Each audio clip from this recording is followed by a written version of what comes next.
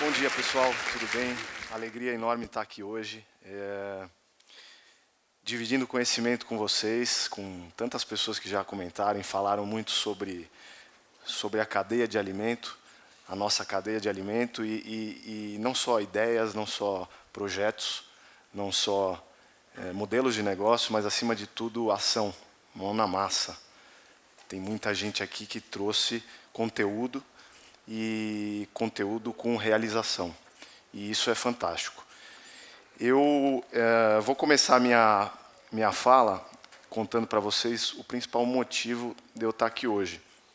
O principal motivo de eu estar aqui hoje chama-se Amazonas, Estado do Amazonas. Eu tenho uma relação muito próxima com o Estado do Amazonas, praticamente familiar, porque eu sou filho de mãe amazonense.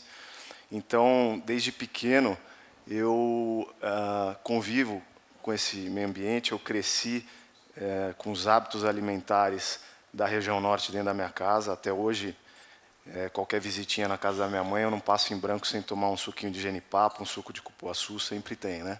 Ela está me aguardando lá com isso. E eu, durante muito tempo, me formei em economia e durante muito tempo trabalhei na área. Eu trabalhei no mercado, mas, ao mesmo tempo, eu tinha uma inquietude e um desejo de construir alguma coisa que me ligasse mais com uma paixão, que são os alimentos, e com o Amazonas, que também sempre fez parte da minha vida. E comecei a observar, ainda trabalhando no negócio da família, que eu trabalhei durante um bom tempo, eu comecei a observar um pouco essa riqueza da biodiversidade alimentar do Amazonas, e principalmente proteína amazônica, pescado. E vi que o consumo de peixe, mais de 90% da população do Amazonas consome peixe todo dia. E saindo daquele trio, né, que as pessoas conhecem mais já Brasil afora, graças a um trabalho fantástico que os grandes chefs fizeram e multiplicaram o conhecimento em torno dessa riqueza alimentar amazônica, acaba que as pessoas ainda transitavam, ainda transitam muito no trio pirarucu, tucunaré e tambaqui. E eu me sentia na obrigação de ampliar esse espectro, de mostrar para as pessoas o tamanho da diversidade de espécies amazônicas disponíveis para consumo, e saborosas e deliciosas e enfim, muito boas, e que deveriam sair mais da região da região norte, que acaba que, de certa forma, polariza muito os alimentos que agora, eu acho que de uma forma mais natural, a troca interestadual está acontecendo de uma forma muito bacana. O Instituto Atá faz um trabalho fantástico, socioambiental. Eu acho que todo mundo é engajado em trazer alimentos com uma troca muito mais forte dentro do Brasil, seja do Pampas, do Cerrado, da região norte, nordeste. É curioso que, às vezes, quando a gente olha, por exemplo, para peixe, né, na região, nos Estados Unidos e Europa, o intercâmbio de pescados é muito grande. É muito grande. Você consegue ter peixes nos Estados Unidos que vêm da Europa e com uma cadeia logística que funciona muito melhor que a nossa, que às vezes ela é muito complicada, muito complexa. Então, esse é parte de uma grande dificuldade que eu enfrento para abreviar essas distâncias e chegar com um alimento de qualidade em qualquer lugar e dar acesso. Essa foi a minha grande missão e a grande chaveada que eu dei na minha vida, porque eu percebi que eu precisava facilitar, ser um veículo de facilitação de acesso de alguns alimentos amazônicos, de produtores bem capacitados, de comunidades, de cooperativas mais capacitadas para vender um bom produto. Eu dei vida para a Cocarenco, que hoje é a minha empresa, que tem escritório em Manaus, e tem a base operacional em Manacapuru e Iranduba, que são os dois municípios bem próximos a Manaus, e lá realmente é a operação de beneficiamento de pescados. Então, a gente criou a partir, para minha grande alegria, eu criei a partir do frigorífico a conexão com as áreas de produção, as áreas de manejo, as áreas que produzem realmente o produto, que era realmente o que eu queria, entender a fundo de onde vem, para onde eu vou levar e como eu vou levar, garantindo o melhor trânsito nessas duas pontas. E a gente hoje faz um trabalho que não só a proteína, o pescado acabou tomando uma importância muito grande dentro do nosso negócio, porque acho que de uma forma meio natural o mercado também se abriu, né? Até muitas das coisas que já foi falado aqui sobre hábito de consumo, as pessoas também se permitiram mais experimentar. A gente tem uma costa brasileira marítima gigantesca e uma oferta de pescados do mar gigantesca, mas eu acho que a gente aproveita mal os pescados de água doce. Não aproveita mal, a gente não dá tanto valor para eles quanto a gente poderia dar. E esse é o meu papel. Então, eu trago, tentando sair um pouquinho dessa quebra de cultura aí de consumo, sair um pouquinho desse trio de Pirarucu, Tambaqui, Tucunaré e trago já para alguns clientes aqui em São Paulo. Essa foto é lindíssima, eu gosto muito dessa foto. Quem tira todas essas fotos que a gente está vendo aqui, eu não trouxe apresentação, eu estou de fala livre, mas botei essas fotos para dar uma colorida aqui na minha apresentação. É o Ricardo Oliveira, um fotógrafo de natureza amazônica, então ele viaja todo o interior do estado, tirando fotos belíssimas. A ideia sempre foi, quero trazer pescados que têm consumo regional. Então, vamos trazer cubiu, mapará, piramutaba, bodó, surubim, pirarara, e, enfim, uma série de outros pescados que têm um consumo mais concentrado na região norte, mas que têm total capacidade de conquistar novos paladares. Então, esse também é um dos grandes desafios que eu me propus a vencer. Eu criei uma relação muito próxima com as principais áreas de manejo dentro do estado do Amazonas. Hoje o estado do Amazonas tem mais de 50 RDS. Aqui todo mundo é muito bem informado, mas eu acho que, obviamente, vale a pena eu falar um pouco sobre isso. O estado do Amazonas tem mais de 50 RDS, né? Então, as reservas de desenvolvimento sustentável, e aí, especialmente para o pirarucu, que é um peixe que eu sou fascinado, foi, desde 96, um projeto entre governo do estado e IBAMA para controlar a espécie, que já estava a uma beira de extinção naquela época por conta de pesca exploratória, e criar um modelo de produção e comercialização controlado, com certificação de origem, com geração de renda para as comunidades envolvidas, famílias de pescadores, inclusão social e gerar um modelo de negócio sustentável em torno de um produto que é consumido em larga escala. O estado do Amazonas é o maior produtor de pirarucu hoje disparado.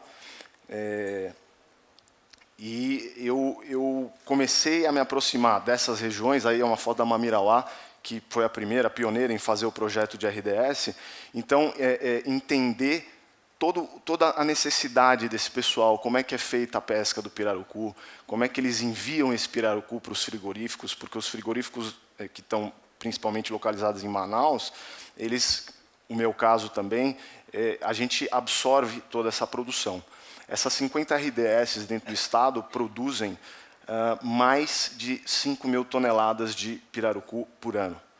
Isso de 2014 para 2016, assim, era um número bem mais baixo, mas dobrou, e eu sei que o governo e o IBAMA têm um projeto muito bacana para ampliar isso, porque num território, né, num estado que ocupa quase 20% do território nacional, tem mais de 1.500.000 quilômetros quadrados e uma potência aquífera para produzir pescados e para gerar output de pescados,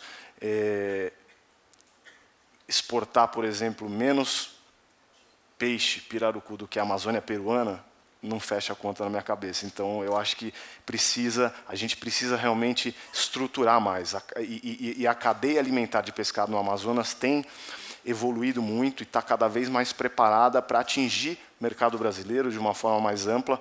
Algumas empresas já fazem um trabalho muito grande no Brasil, como Mariterra, como Native, enfim, reproduzindo espécies amazônicas em um ecossistema artificial, né, de cativeiro, e aí é alimentado com ração. Nada contra isso, mas tem muitas coisas a evoluírem ainda, porque a ração precisa melhorar. A gente tem uma ração ainda que é muito carregada de química, de promotor de crescimento, antifúngeros, então a gente realmente precisa evoluir nesse aspecto. Do trabalho que eu faço, uma coisa que me deixa muito contente é o seguinte: o pescado, o Estado do Amazonas permite a pesca livre. Então, obviamente, deve-se respeitar um período do defeso para cada espécie, mas a pesca pode ser executada de forma livre para todas essas espécies que eu falei, menos o pirarucu, porque o pirarucu realmente é um caso à parte.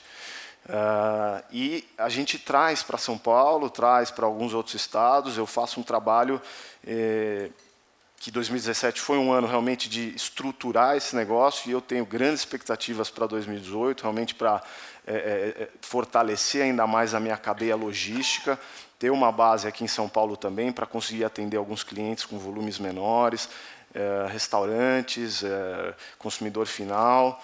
E eu acho que a gente tem hoje, no nosso prato, quando a gente coloca, acho que o Felipe Schedler está aqui também, e ele é um grande impulsionador aí da culinária amazônica lá dentro de Manaus. Quando a gente coloca um peixe amazônico dentro do nosso prato, que tem uma potência de nutrientes, é um peixe que vem de uma origem livre, vem de uma alimentação que é aquilo que o ecossistema oferece para o peixe, é muito bom. É muito bom e existe em uma abundância absurda e pode chegar para muito mais pessoas do que tem chegado. A gente tem um parceiro que é o Instituto Chão, aqui na Rua Harmonia, em São Paulo, e eu acho interessante porque ele é o meu principal cliente que consome e compra os mais variadas espécies de peixe amazônico e vende mais do que os convencionais, o trio, porque realmente as pessoas estão muito mais dispostas a experimentar isso. Eu estruturei, junto com o meu sócio, Paulo, a base operacional em Manaus, e a gente transfere para São Paulo todos esses produtos, e não só peixe, mas peixe acabou tomando uma importância muito grande, mas a gente está muito atento para todos os outros produtos que a Amazônia oferece, desde as cooperativas. Boa Vista do Ramos tem uma cooperativa fantástica de mel lá, que é a Copemel. Em Codajás tem uma produção de açaí fantástica, Beruri, uma produção fantástica de castanha. Enfim, tem o próprio Guaraná de Maués. Então a gente consegue, até o nosso bom trânsito dentro do Estado, a relação de muitos anos, a gente consegue capturar boa parte desses alimentos que vêm para Manaus, e Manaus também já está bem mais preparado do que esteve alguns anos atrás também, com a ADS, que é a Associação de Desenvolvimento Sustentável, que se juntou com a Apoã. Então, hoje, final do ano passado, já existe a partir de então, final do ano passado, uma feira orgânica em Manaus, que funciona super bem. A ADS já faz um trabalho em 17 municípios dentro do Estado, 17 feiras ativas dentro do Estado, e entre capital e interior, e agora trouxe para Manaus essa feira que está indo super bem, que é uma feira que traz mais de 40 produtores certificados no mapa, enfim, super preparados, né? Você vê que as pessoas têm cada vez mais se preparado para apresentar bons produtos para todos. E eu queria falar para vocês uma coisa que é um pensamento que tem me guiado nesse processo que eu estou, que é basicamente o seguinte: tem 2 dias que a gente não consegue colocar a mão na massa para valer. Então, é ontem e amanhã. Hoje é o dia que a gente tem controle, a gente pode pegar. Hoje é o dia que a gente consegue pegar e fazer as coisas acontecerem para valer. Então, é muito importante que todos nós que estamos aqui estamos discutindo ideias fantásticas, mas que a gente tenha claro que se apegar no hoje, construir hoje para pavimentar essa estrada de como a gente quer ver o nosso alimento no futuro e como que a gente quer se relacionar com ele. No que depender de mim, podem ter certeza que eu vou trazer bastante peixe do Amazonas para que cada vez mais paladares sejam conquistados aí nos próximos meses e anos. Obrigado, gente.